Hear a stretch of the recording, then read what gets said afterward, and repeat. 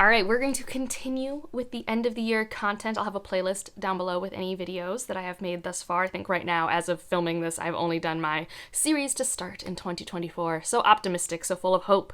This is where that hope and optimism went to die, and I am DNFing series, and it is so sad, but it is what it is. So not all of these are like forever. Like obviously there's a scenario or a challenge or some situation that could get me to pick up the next book. That said, most of these I don't feel a personal draw to, some just because their project's not what I'm into for reading, some because I actively don't like it. So we'll kind of go in order of maybe I'll pick this up again to, yeah, I don't know. So starting with the Legends and Lattes series, which I don't know if there'll be more here, but as of now, there's a prequel and the actual book Legends and Lattes, and I've read both as of filming this, and I didn't dislike the prequel, but I do feel like I wouldn't say I wouldn't read other stuff by this author, but in terms of this world, this series, this character of Viv at least, I'm kind of done following her story. I don't think she is enough to carry it for me, and some of the tropes that this series leans on, I think I would prefer them in their own genre space. So like this very much felt like kind of sort of like a Hallmark movie mixed with some fantasy tropes sort of thing for the prequel book. And Legends and Lattes is, I really like Legends and Lattes. That one was fun. Bone Shops and Bone Dust I didn't dislike, but it was a little long. I don't know. I just feel like for this type of thing, I want it more in a contemporary space than a fantasy space. I would definitely read from this author again, but I feel like I'm good. That said, like I said, this is like the first thing I'm mentioning because maybe I will pick up another one. Who knows? Another one will be dependent on reviews and when the book comes out. And this is the Warring Gods series, the second book for The Sun and the Void. I read The Sun and the Void this year, and it was okay. It had a lot of debut author problems. The ending was stronger than the beginning, but it was generally overwritten and yet not enough focus to make me understand why characters cared what they cared about. I really liked the world building. I think it's a really fun way of blending South American culture with classic fantasy tropes. Like, this is not magical realism. This is a South American high epic fantasy, and I love that it exists. Especially one based off Venezuelan culture. I'm Venezuelan, but in terms of just the actual enjoyment of the book, that wasn't quite there for me. But if the second book were to come out in the next 2 years and I still have some of the ideas fresh, I could pick it up, but I'm not going to reread this book. And in general, it's also playing in an epic fantasy sandbox that aren't always my favorite tropes. So there's also that to contend with, just on top of the fact that, like, some of the things that I think it's doing interesting, really cool, then there are other things it's doing that I don't find as interesting, and then there's just debut author craft problems that I'm finding here. But again, this is near the top of what I'm talking about because I could be convinced, especially with reviews or things like that, or if like my brain is still like fresh enough and I want to give it a shot, if I find an e-arc or something. But as of now, not knowing when the second book's coming out, probably not continuing with that series. Two others that are fairly innocuous to me, do not bother me that much. Amina, al-Sirafi. Yes, right now, that's the name of the series as I know it. I love the Davabad trilogy, okay? I read it, I loved it. I don't really have a review for it on the channel or anything, but I really enjoy that series. I like the audiobooks, I like physically reading it. I think it's a great time. I did not dislike The Adventures of Amina al-Sirafi, but it's just not my thing. It's just not my thing. It is adventure quest fantasy, and that is just so many of my anti-buzzwords, and it's a very good form of what it is, but I would rather watch it. And I think actually within the same month of reading this book, I had watched the Dungeons and Dragons movie, which I really enjoyed.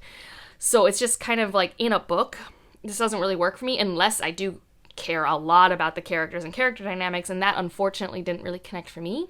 So I don't know if this is a trilogy, a quartet, 5 books, I don't know. I don't think I need more. This ended at a good resting point. I'm not curious about going on. There would have to be some wild reviews out there to get me to keep going.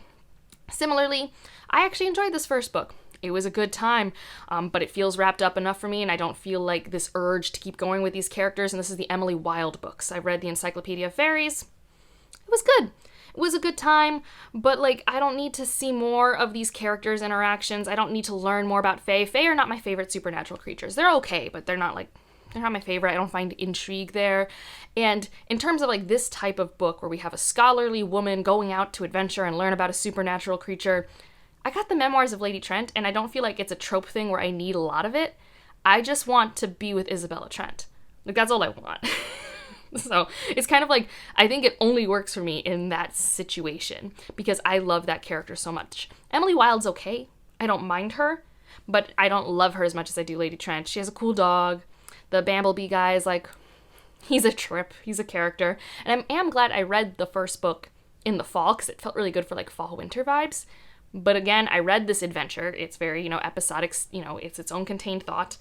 I don't need another one, even though I know other ones are coming out. So again, reviews would have to really compel me to keep going.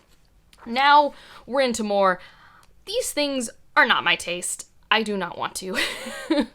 And we'll start with one where I didn't even finish the first book in the series, and that is Empire of Silence. I read 100 pages of this. I did try the audiobook. So if anyone's going to be like, try the audiobook, I already tried the audiobook, I tried the physical book, I tried different days of the week, I tried to do this as a buddy read with my Patreon, and most people DNF'd it. Not everyone, but most people. I just think there is a voice to the narration, the main character looking back on his life, that's just so full of melodrama that I just can't handle from this character. Like, he's trying to make me feel sorry for him, and I'm like, I don't feel sorry for you. I just don't. And I wasn't really intrigued about his situation or the world or the greater empire. Like, I gave it 100 pages, and with that time, which is like 2 to 3 hours of my life, which is a movie, I was not given enough buy-in to keep caring, and there are, it's going to be 7 books? So no, that's a pass for me. I will not be trying this again. There are other books out there that scratch a similar itch to this. Actually, I'm reading one right now that reminds me of that, but like in a good way, like in a, oh, this is what I was hoping I'd get when I picked this book up, which I do love when that happens. So that one's like, yeah, no. Another one, this is not surprising, but the Folk of the Air series, which I thought was done, but we had a 4th book come out this year by Holly Black, which in reality, I was never going to read this series except for a project I did earlier this year. It was when I was reading the Young Adult Goodreads Choice Award winners, so I read that trilogy because the 2nd and 3rd book were nominated, and the 3rd book is oddly enough my favorite, somehow. I think the 3rd book gets a bad rep. People love the 2nd book. I have no idea why. Regardless, Holly Black is just not for me. Her books are somehow too short, which is not normally a complaint we have for like the mega popular young adult authors, but like there's not enough there for me to latch onto. The way that she lays out a story doesn't work for me with the characterizations, and yeah, so I don't need the continuation series in the Folk of the Air that was published this year. So yeah, and now we have 2 books that I really only read because of a project that you guys will see the result of next week. But goodness, I'm going to try really hard to never read other books in this series, or maybe by these authors, because they are not bad, but they are very much not for me, and I always feel like I have lost time when I read these books. The first one is The Roots of Chaos, which, if we all remember, Priory of the Orange Tree was supposed to be a standalone.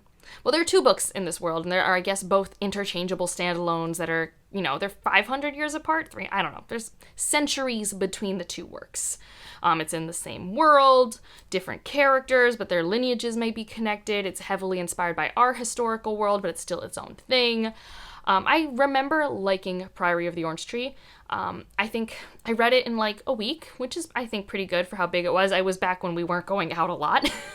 And I remember being like, oh, I'm really liking this. I was really worried. A lot of people talk about it being dense, etc. But it was like a good time. 2 weeks later, forgot everything. Didn't remember, couldn't tell you anything about any of the regions or the characters or the plot. I was just like, wow, that left my brain, which for me as a reader is not normal. I can tell you a lot about books that I've read even 8 years ago, if positive or negative. Most of the time, things leave an impression on me. When they don't leave an impression on me, it's probably a sign that a book was actually fairly average or surface level for my tastes. And so I was kind of like, well, for an 800-page book, that's really not what I want. Like, for a 300-page book, fine. So when the new book was announced, I was like, I'm not going to read this. I'm not going to read another 800-page book that I don't remember. But then I knew it would be for the Goodreads Choice Awards, so I picked it up. And this I do not like nearly as much as Priory. I don't know if I would like Priory as much now if I picked it up. To be very clear, I did not reread Priory before this. It's just it's spread too thin. It's spread too thin. I feel like I have a piece of toast with not enough butter on it. Like, that's how I feel when I read these books. And then it's just so long. So then I'm just eating the same bland piece of toast for such a long period of time. And it's not bad. Like, who doesn't like toast? Like, there's nothing wrong with toast. But, like, it wasn't ideal for me. I think the world building really starts to show its cracks for me in this installment. I found it really hard to care about anyone because we just hop in and out of their life so sporadically and we don't get to spend time with anyone. And it's like, it wouldn't bother me so much if it wasn't like this high epic story, like that's what it's trying to do. And it's like, well, I need some buy-in. And I don't like the ending. I don't like the parallels to Priory that I was kind of noticing. I don't like it, and I know she was talking in an interview about how she wants to do another book in this world, and I'm like, okay, well, this isn't a standalone anymore. Like, this is a world with its own books in it, and that's a series. Plenty of authors have been doing that for years. We are now in a world of huge, large series books, and I'm not doing it. So yeah, I don't imagine myself picking up her other series, and I'm going to try really hard not to give myself projects where I have to read another one of these, because I was just so bored. And it's so long to be so bored for so long. And then the other one is I actively have been avoiding this author, but here I was, and I knew it wouldn't take that much work, but I was actually surprised at how much I didn't like it. I thought it would just be a fine time. And that's The Threads of Power by V.E. Schwab. So that series, which is just a continuation of the Darker Shades of Magic, like I don't think Threads of Power #1 is an accurate nomenclature. It is Darker Shades of Magic #4 or Conjuring of Light #4, whatever that series is called. It's #4. Like, I don't know. Obviously, someone could read it, and it's a fine starting place. It's like how people can start with Alloy of Law by Brandon Sanderson. Like, obviously you can. It's not advisable. It's not advisable. I think it's actually easier to start with Alloy of Law because at least you have a whole new slate of characters. Here, most of the point of view characters are from the original trilogy. And sometimes you're like, well, it's 7 years in the future, so it's different. Sure, but we have multiple flashback scenes to the time in between, so it's really just a straight continuation. That is not long enough or cathartic enough, and it's a setup, and there's like minimal tensions and stakes, and it's really long, and yeah, it reminded me of all the reasons why I stopped reading V.E. Schwab's secondary world, like, fantasy. I just don't like how she does it. For me, it's not good. It doesn't give. For me, the characters are more archetypes than they are fleshed out individuals.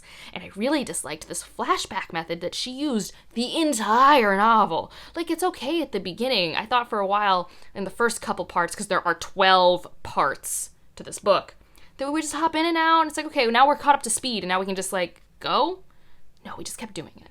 There were some interesting things, like, if you've read the first trilogy, like, there are the 4 Londons, and I got to learn more about one of the Londons, which is kind of cool.